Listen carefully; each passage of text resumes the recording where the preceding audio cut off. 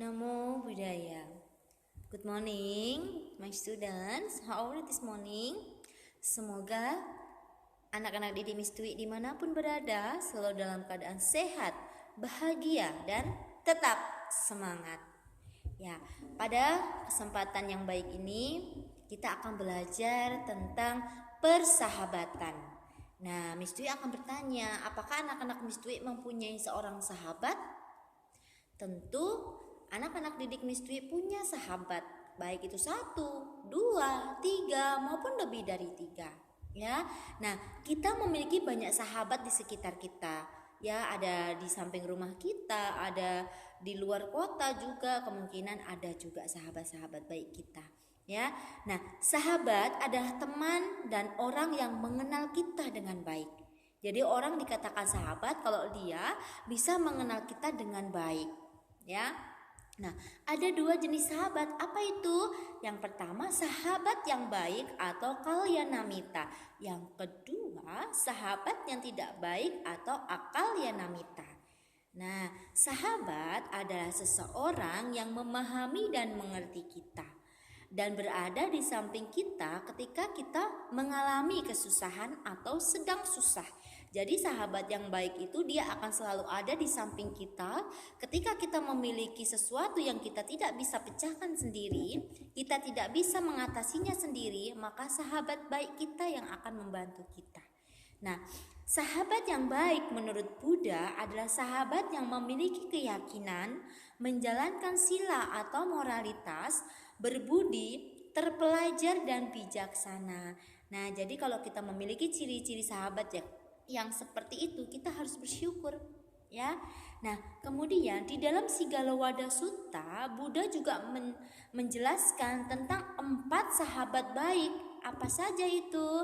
Yang pertama, sahabat yang suka menolong. Jadi, sahabat yang suka menolong ini akan selalu menolong kita ketika kita mengalami kesusahan.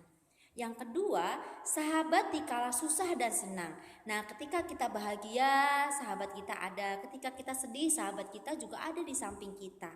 Kemudian yang ketiga, sahabat yang suka memberi nasihat. Nah, sahabat yang baik, dia akan suka memberi nasihat kepada kita kalau kita melakukan kesalahan. Ya, dan kemudian ia akan memuji kita kalau kita melakukan kebaikan. Yang keempat, sahabat yang perhatian, ya. Kalau kita sakit, dia akan perhatian, mengingatkan kita untuk minum obat, istirahat yang cukup. Nah, ini sahabat yang perhatian. Selain sahabat yang baik, kita juga kadang bertemu dengan sahabat yang tidak baik atau akalyanamita yang ingin menjerumuskan kita ke hal-hal yang kurang baik. Seperti apa saja? Yang pertama, seorang yang tamak atau serakah. Jadi sahabat yang serakah itu berarti dia sahabat yang kurang baik, ya. Kemudian yang kedua, seorang pembual atau banyak bicara tetapi tidak berbuat. Dia banyak berbicara tetapi tindakannya tidak sesuai dengan apa yang dia ucapkan. Yang ketiga, seorang penjilat, ya. Jadi dia mau selalu dipuji, kemudian dia selalu membujuk temannya ini supaya percaya sama dia. Inilah sahabat yang penjilat, ya. Kemudian yang keempat, seorang pemboros. Sahabat yang boros, yang selalu menghabiskan uangnya untuk keperluan yang kurang baik, ini adalah sahabat yang kurang baik. Nah, jadi seseorang yang pemboros ini adalah sahabat yang sebaiknya kita ingatkan, ya.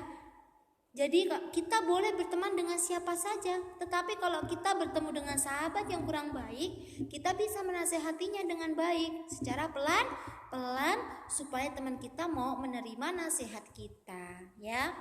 Jadi ini sahabat baik dan sahabat yang kurang baik atau kalyanamita. Nah, kemudian di dalam Mahamanggala Sutta juga disebutkan agar kita tidak bergaul dengan orang yang kurang pengetahuan atau orang yang kurang bijaksana, yang tidak seharusnya dijadikan seorang sahabat.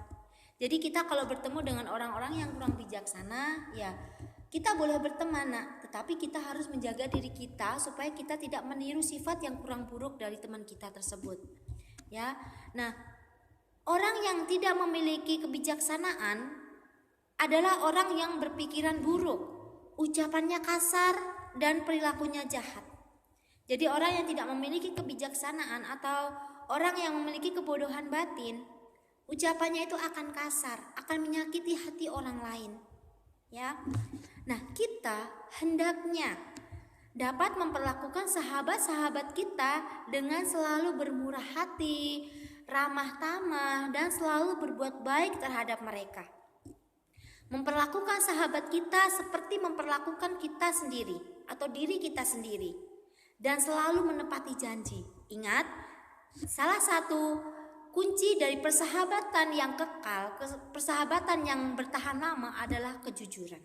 Ya, harus tepati janji kalau memiliki janji dengan sahabat kita. Ya, nah dalam bersahabat kita tidak boleh mengharapkan keuntungan bagi diri sendiri. Sayang dan perhatian kepada sahabat adalah bentuk persahabatan yang baik.